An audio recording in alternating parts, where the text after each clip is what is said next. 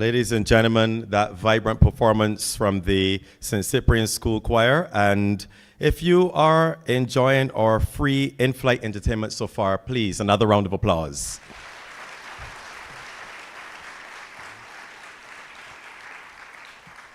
There will subsequently be a charge for all remaining entertainment from here on in.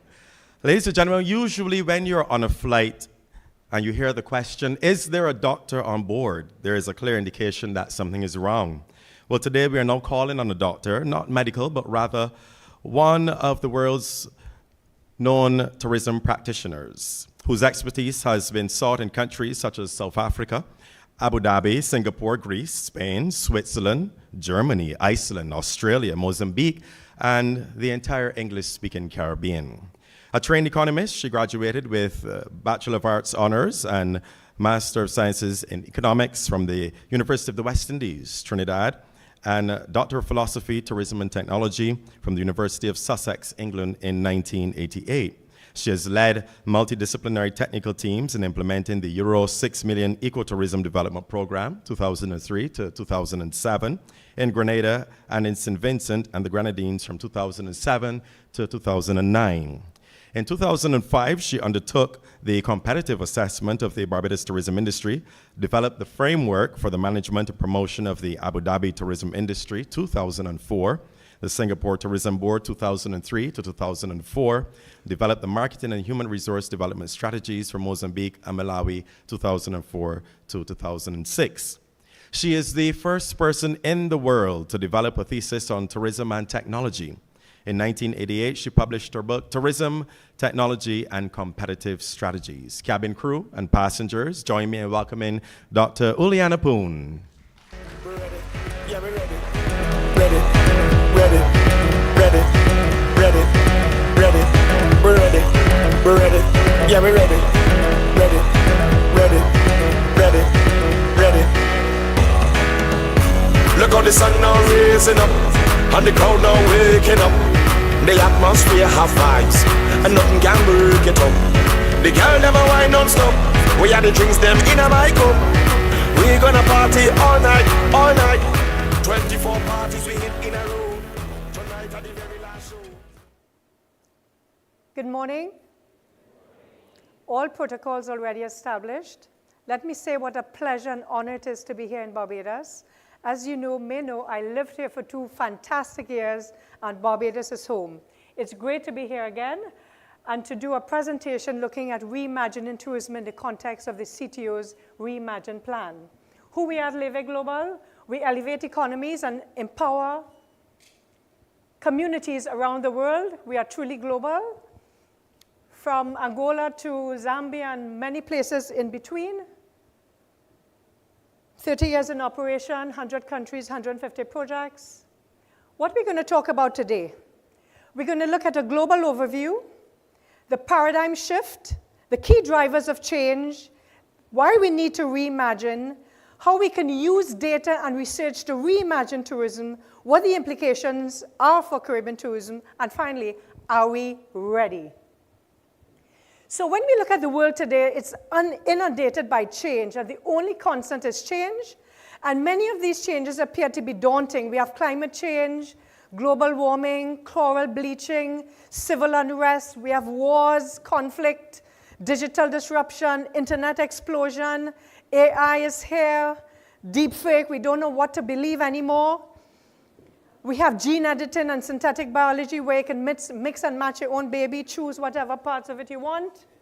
Of course, the world is aging, recession, food prices rising, the rise of billionaires and growing inequality, Asia also rising. So the only constant is change. But the point about it is that these are not just isolated events, and they reflect a fundamental shift in the global economy. This is what we call a paradigm shift. And to understand this shift, in the past, finance was the be-all and end-all of the economy, followed by the economy, society, and planet.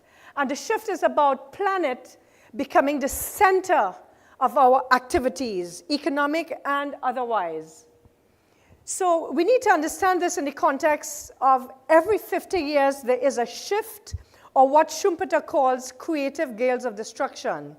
And if we look at it, the first wave of the industrial age was fueled by cotton. The second wave was fueled by coal. The third wave was the wave of heavy engineering. It was fueled by steel. The fourth wave was fueled by mass production, cheap oil. The fifth wave, we all know the fifth wave, was the information wave, and that was driven by microelectronics that got faster, cheaper, smaller. We are, ladies and gentlemen, in the sixth wave, the wave of intelligence, and this wave is driven by data.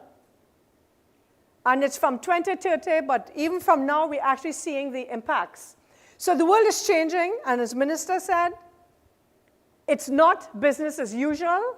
Some players are winning and others are dying. We remember Kodak. They were the king of film. They failed to pivot. They treated digital as a side project. They laid off 160,000 employees, and by 2012, they were bankrupt. We know Thomas Cook. 1841, they were the pioneer of, they did the first excursion. They went bust, $2 billion in debt, and they left 600,000 passengers stranded.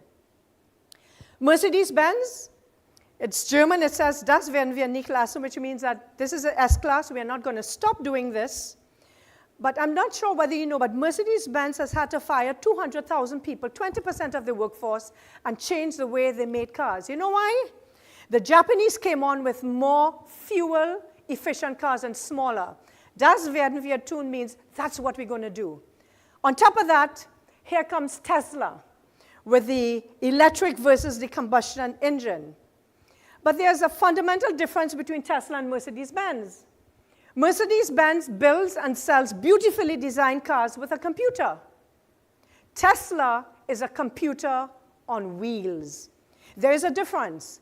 And we have to make sure that we don't make the same mistake as Mercedes-Benz, because Mercedes-Benz had different suppliers supplying different things with different electronics, and they never spoke to each other.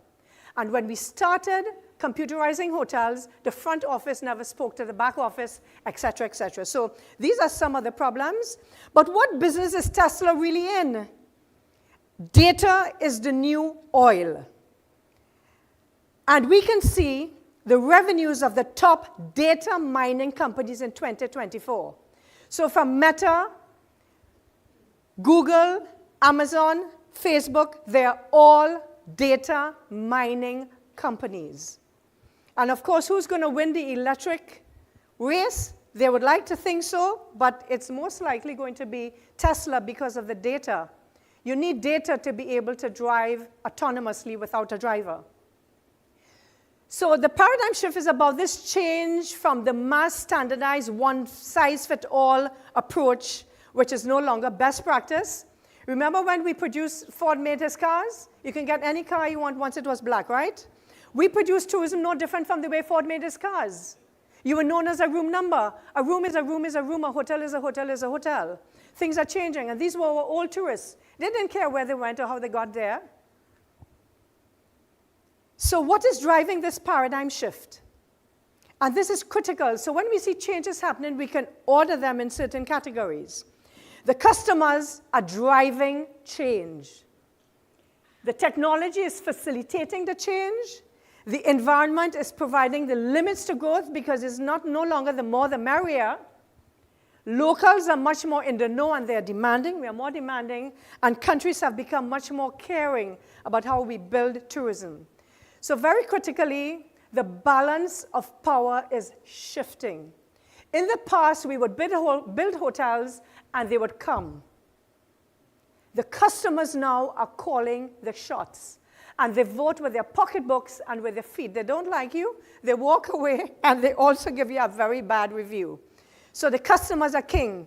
The almighty customers, as we call them, are the single most important influence on a company's success. And yes, we think technology. But if technology is not used to get close to your customer, forget it. It's really about knowing, understanding, predicting, and anticipating who our customers are, what they want, and how can we exceed their expectations. But the customers themselves are radically changing. We saw the old ones. These are the new customers. These are travelers from New York, real estate agencies who are stressed, and they want an experience of a lifetime. How much they pay for this is an amazing amount of money because nobody else has it. So how are customers changing? From going to a destination and doing things, they want to become. They want to become something more than what they came with. From buying products and services, they want to buy in to your destination, into your activities. From a product and service, they want a transformative experience. They want to be transformed when they come to a destination, when they take a holiday. From consuming, they want to contribute to saving planet Earth, to helping local people, schools, whatever. And from participating, they're keen on partnering. So when we look at these customers, there are three fundamental shifts that we have to understand. The one is that they are aging. People are getting older and older and older. Geographic shifts, for example, Asia is rising, so the shifts are no longer north-south, they are east-west. And they're psychographical shifts, which means how people think, how they feel, and how they behave are fundamentally changing. So, of course, would you believe that 43% of all Germans will be over 60 years old by 2050? And in the United States, adults 65 years and older accounted for 16% of the population, but 80% of COVID-19 deaths, for example. The emerging markets, geographic, are the new kids on the block, and trade patterns are also changing as we are seeing and noticing. Very interestingly, the ACS, the Association of Caribbean States, had one of its first conferences on tourism, and Fidel Castro participated in that conference, and everybody was concerned about Cuba joining the industry and so on. And Fidel Castro said, when the Chinese start to travel, we will not have enough rooms in the Caribbean for them, showing the expanse of the market. And this is the presentation of one of my freshly minted books to Fidel Castro. Now, non-traditional Asian and Arabian markets are fundamentally different from the Western markets that we have grown accustomed to. Yes, we may lose some American travelers, but how do we cater to them? Western markets wanted sun, sand, sea. Non-traditional markets want other S's. I'm sure they may want sex too, but they want sightseeing. They want shopping. They want status. And do you know one of the reasons why Burberry is a favorite of Chinese? You can actually see from the outside what product it is. You don't have to look at the labels. So these are some of the things they always like and want. Now, companies are adapting their products to suit the customers. In Brooklyn now you have halal KFC. We have chicken Maharaja Mac because the Indians don't eat beef. Which one of our products here in the Caribbean is catering to these types of new markets? So we can't sit down and wait and want a market and not be ready for it. How many of us can even speak Chinese? Ni hao or whatever. Psychographic shifts. How people think, how they feel, and how they behave are changing. And one of the main drivers of this psychological shift is health, wellness, and longevity. How many of us are willing to include a dental checkup in the price of the room, a massage, a foot rub, an aloe massage, as you get in Sin Kids, for example? Now, what is the most unhealthy item on this photo? Can anybody guess that it's the chair? Because the sitting is a new pandemic. Approximately 7 million people died from COVID, and 8 million people died from a sedentary lifestyle. People want to get up and get going. They're not lying down in the sun anymore. But some people are pushing back. I don't know if you heard about Brian Johnson. 50 years going on 30, people trying to reverse the clock. And what does this have to do with the Caribbean? Everything. Think superfoods. How many of us growing avocados, the mangoes, the fruits, the vegetables? Think organic. Think nutraceuticals, marijuana. Think essential oils. Think assisted care. So there are many changes that are happening in the market that if we're not prepared for it. For example, we have branded hotels. How about branded hospitals? Anybody thought of that? The people who are buying real estate in Barbados, in Antigua, and in everywhere else, in Grenada too, they're not in their 20s, 30s, they're probably getting older. And one of the challenges they have is health. So knowing that there are good medical services will impact on the industry. And I think it's important to think beyond pure beds and tourism when we think about this sector. What if we had a link to the insurance company so that any person who comes here can get treatments paid for by somebody else's insurance? Why are we not linking tourism with insurance, with investment? We want people to spend more in our destinations. But you know what's the best spending that they can make? Buying property.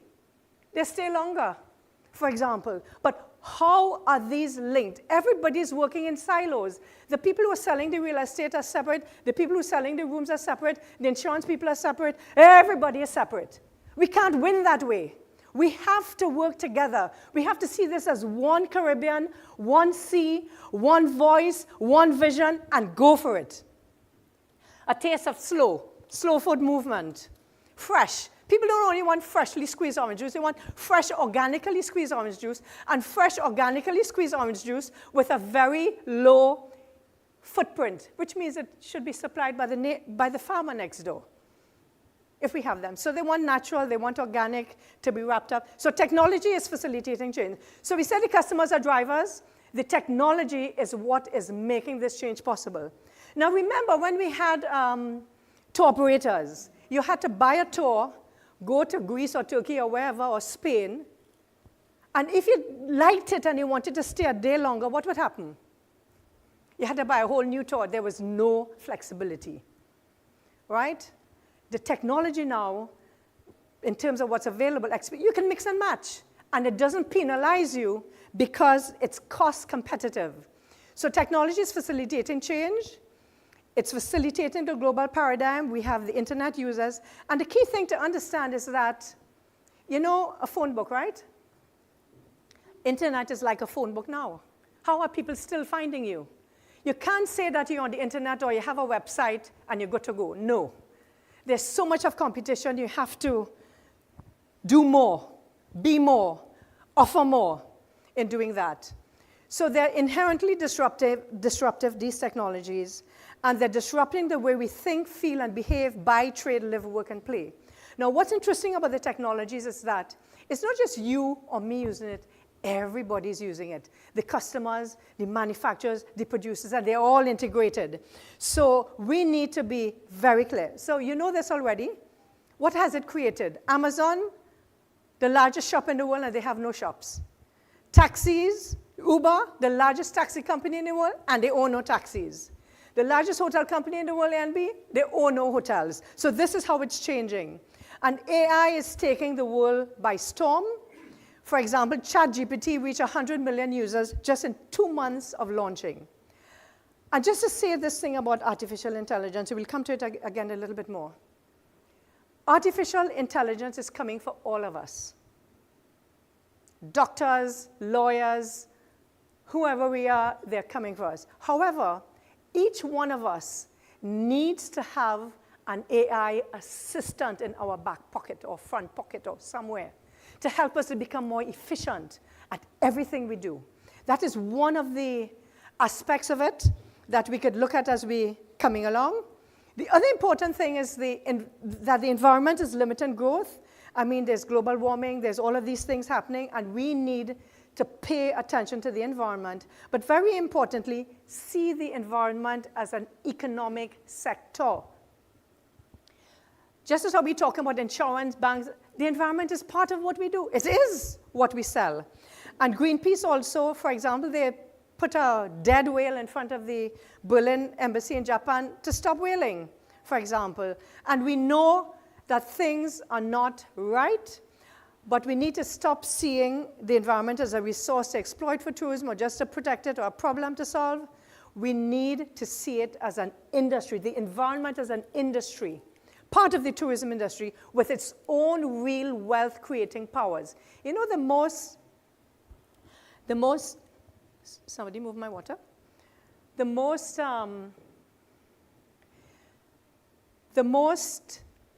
powerful, yeah, if I can have some water, that'd be nice, thanks. Thank you. Excuse me.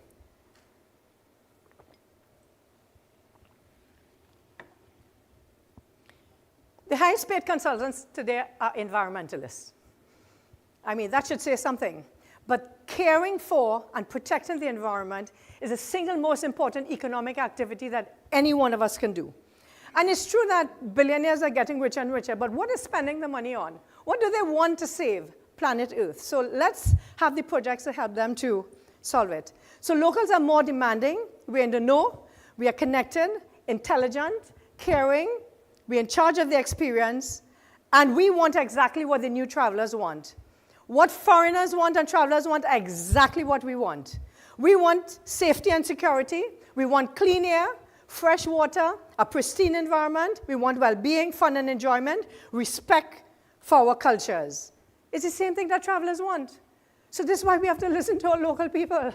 We're not far from the travelers. We know what we want.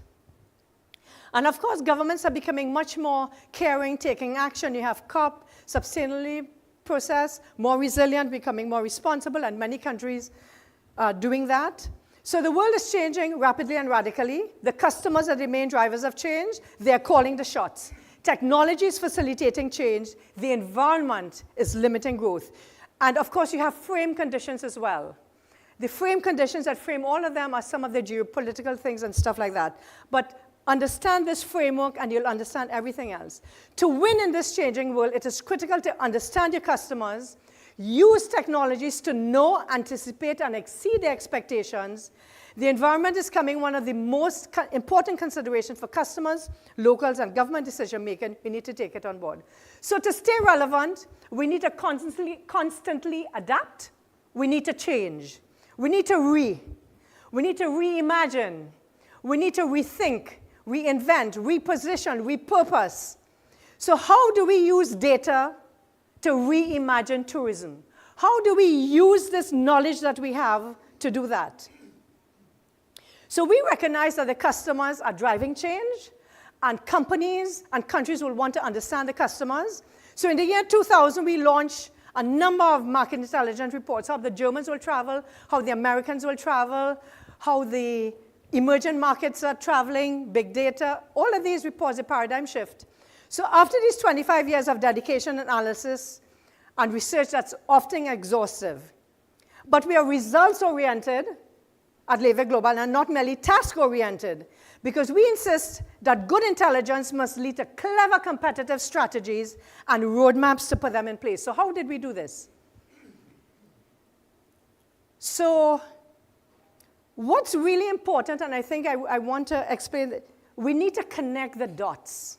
We need to see how things are linked, how they're related, and how they can drive competitiveness. So I'll give you one or two examples. Many of you heard about the term responsible tourism. Okay, well, if you heard about it, it was invented by us in South Africa. We were tasked, when Mandela came into power, to produce a strategy and a policy that will help South Africa reimagine its tourism, considering you had previously advantaged people on one side and previously disadvantaged people on the other side. So we worked in their 9 provinces, traversed all of them, listened to people. We looked at the market trends, and we identified this new tourism and the need for people wanted to be more in touch with travelers and not just in this mass tourism thing. And we looked for a sustainability solution. So this is why we pioneered the concept of responsible tourism to balance growth, community empowerment, conservation, to lay the foundation for inspiring new ways. One of the interesting ones actually is sandals. We all know Sandals, one of the most successful hotel companies ever. Some of you may know, I was a senior economist at the Caribbean Tourism Organization, and I would have many chats with Mr. Butch Stewart. And in 2008, I was chatting with him, and he told me that business was down, it was recession. And I thought about it, and I thought carefully, and I realized a couple of things. When you got into a Sandals, there was a desk that sold all of the tours to the customers, and these were external, these were third parties. At the same time, Sandals is so concerned about its customers that it controls the level of music in its cars and how loud people talk and all of those things. I also knew from experience and from looking at the numbers that cruise lines don't just make money from people lying in their berths. They make money from the things their customers do at the destination. European tour operators that took people from Germany or England to Spain, Italy, and Greece never made money from the charter flights or where they slept. They made money from the things travelers did when they got there. So long story short, I told Mr. Stewart he needs to bring those activities in-house. And 1 year afterwards, Island Routes was born. And now he's even competing with the cruise lines for the same tours. Wonderful. But it's understanding the trends, the properties, because I've been in almost all Sandals properties, and understanding how these things connect to help businesses, to help countries elevate and to make more money from tourism. Of course, I also mentioned that because you are a couples hotel, why not have a, part of the offering could be like sexy laundry that they could pay extra. But he didn't take that one on, but who knows? There might still be time for that. Abu Dhabi is another interesting example because Abu Dhabi came to us, and the problem with Abu Dhabi, although they didn't say it, is that, we are the capital of the Emirates, but everybody knows Dubai. What should we do? So we worked with them, and we did surveys over all of the international markets to find out how people were thinking about it. But the long story of it, we told them, don't copy Dubai. Don't try to be Dubai. Be authentic. Focus on your rich culture. This is our team on the ground. Focus on your rich culture, on your heritage, and do something different. Be different, focus on the unique culture, anchored in Sheikh Zayed's legacy, and develop also tourism for locals. That's why you'll find in Dubai a Louvre. So all of those things helped to build a different kind of tourism and far more upmarket and a seat of peace for many other areas. At Leve Global, we also put money where our mission is. We realized that the need for sustainable, resilient, integrated, inclusive development, we actually believe that. And welcome to Being Estate Villas on the island of Tobago, which we own and operate. It's on 12 acres, 3 villas, 7 ocean view suites, a cure to the common holiday, no noise, no traffic, no neighbors, just you and nature. We've also created a digital platform to sell, to promote the Caribbean. It's called Exceptional Caribbean, exceptionalcaribbean.com, to promote exceptional people, exceptional places, because we believe that the Caribbean is the most amazing place to live, work, and play. And as the children say, we ain't going nowhere. We have the fastest man in the world. We have a global music legend. We have a music icon and billionaire philanthropist right here from Barbados. We have the artistic force of the Caribbean, Peter Minshall, diverse culture and people. Did you know that St. Lucia and the Caribbean have some of the brightest people in the whole world? Did you know that there are more Nobel Prize winners per capita in St. Lucia than any other country in the world? The University of the West Indies. I went to the University of the West Indies, the top 50 universities in the world. Free education, free medical care, religious diversity. The Caribbean has it all. The most exceptional place to live, work, play, invest, and do anything you want. Exceptional Caribbean already has 120 followers on social media and 250,000 platform users because we believe, and we stop complaining and we start doing. So how to imagine Caribbean tourism? And I'm just going to mention 4 areas that I think we need to look at. One of it is to think authenticity, think data, think resilience, and think partnership. Now, what is the antidote for artificial? What's the opposite of artificial? Authentic. All of those fellas here were totally authentic and individual in their own right. I'm talking about the schoolboys. So the point I made earlier, AI is coming from all of us, for all of us. Whether we are doctors, we are lawyers, accountants, marketeers. AI will do a lot, but it cannot replace the human touch. And this is what tourism is about. How do we deliver that human touch? To compete in the age of AI, you will need to use it, of course. It is necessary to use it, but it's not sufficient. Of course, each manager, you should have your own AI assistant in the pocket, as I mentioned. It'll drive efficiency, save you time, grow productivity. But it's not sufficient. We need to reimagine authenticity and remember that it's people that deliver that authenticity. And it's about time. So AI will never replace your bartender or your magic makers. That's a term Sandals developed. They have magic makers on their team. Our people need to be cherished and invested in, as well as actively branded, marketed, and promoted. Now, many destinations, including Barbados, you drive around and you see hotels going up. Beautiful. But where is the refurbishment and the reimagination of our team of people who need to benefit from this sector? How do we engage them in more meaningful ways? How do we incorporate them in the marketing of the destination? This is what people want and are looking for.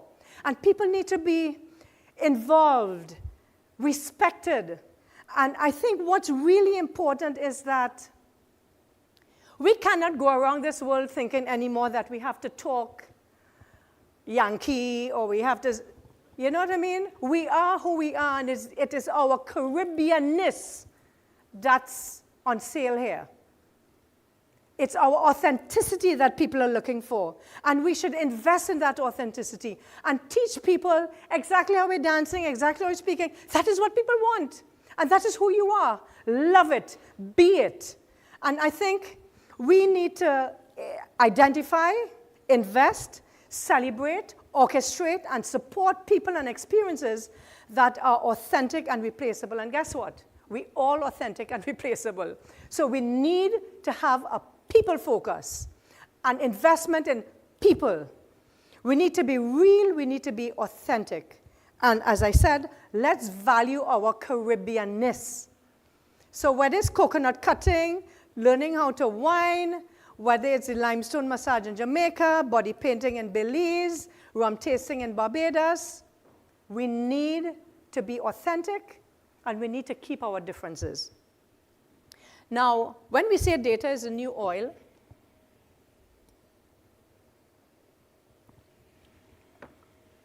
this is really important. Because we need to use data to get close to a customer. Now, some of you are on Facebook, some on Instagram, some use the internet. But I can tell you, do 2 or 3 searches, and the internet, Facebook, Meta knows you better than your own husband, wife, mother, father, daughter, whoever, right? So we need to use data to get close to the customer, because if he did that, he probably wouldn't be shaking his hands. So if you cannot measure it, you cannot improve it. And anything you do without data is just fantasy. Now, unfortunately, when we talk about tourism, most of our customer data is not controlled by us. It is held by others. The cruise lines have it, Expedia has it, Airbnb has it. And this is why we need to prioritize data collection at our own destinations. Our visitor expenditure and motivation survey. How often do we do that? We need to control even apps that we can tell what customers are doing and how they're doing. We need to prioritize controlling that information. Because those people are not giving it to you for free.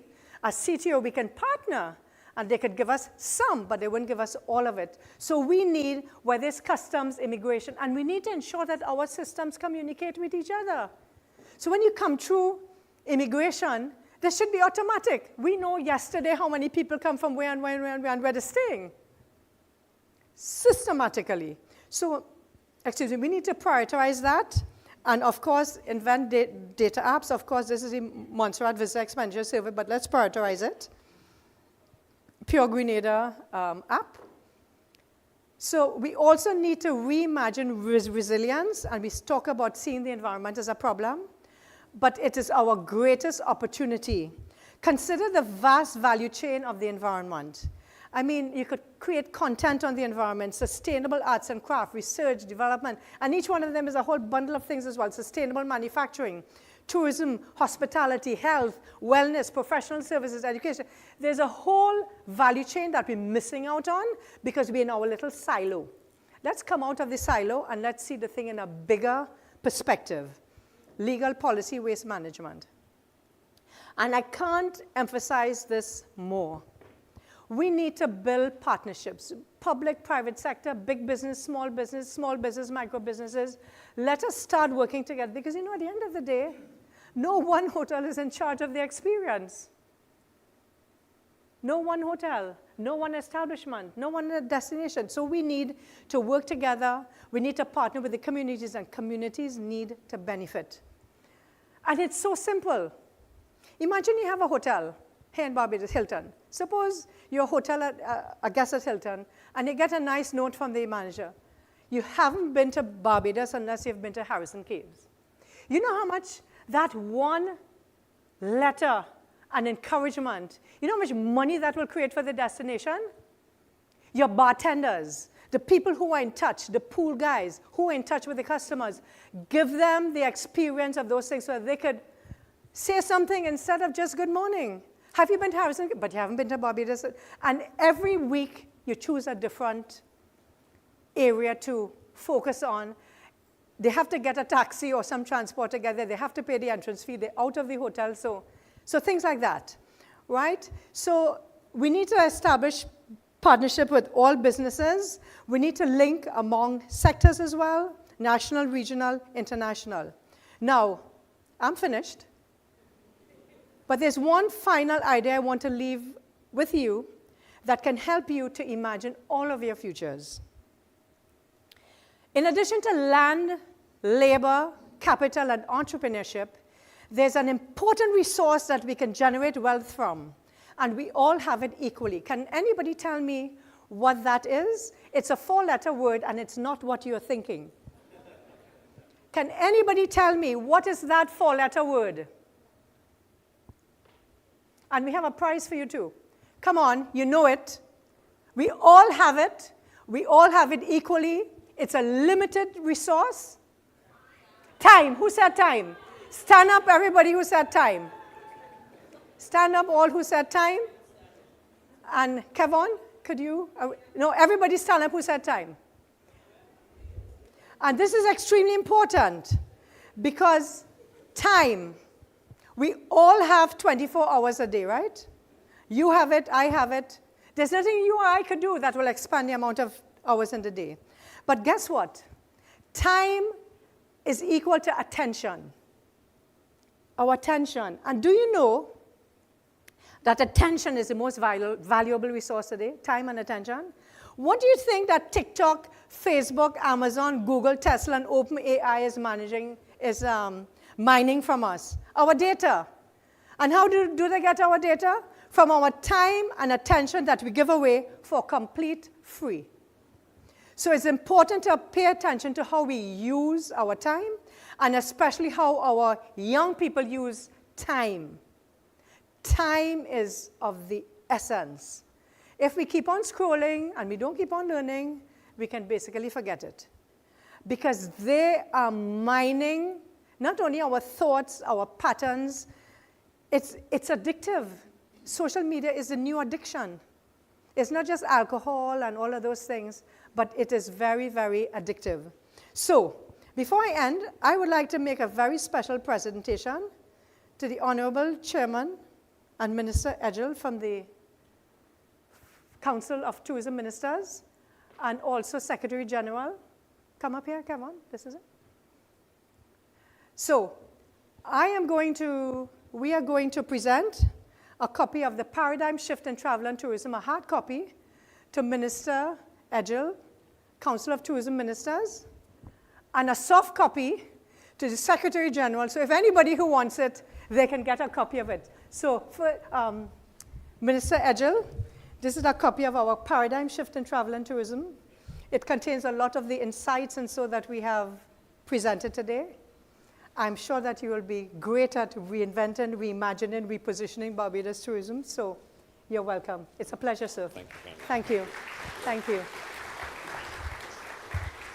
And this is a soft copy on behalf of CTO and all of the CTO members. So you have the data, the knowledge, the intelligence to guide, manage, and drive tourism to the future. And congratulations on all the work that you continue to do for Caribbean tourism. One voice, one vision, one sea, one us. Thank you, one Caribbean. Thank you. Thanks. Thanks.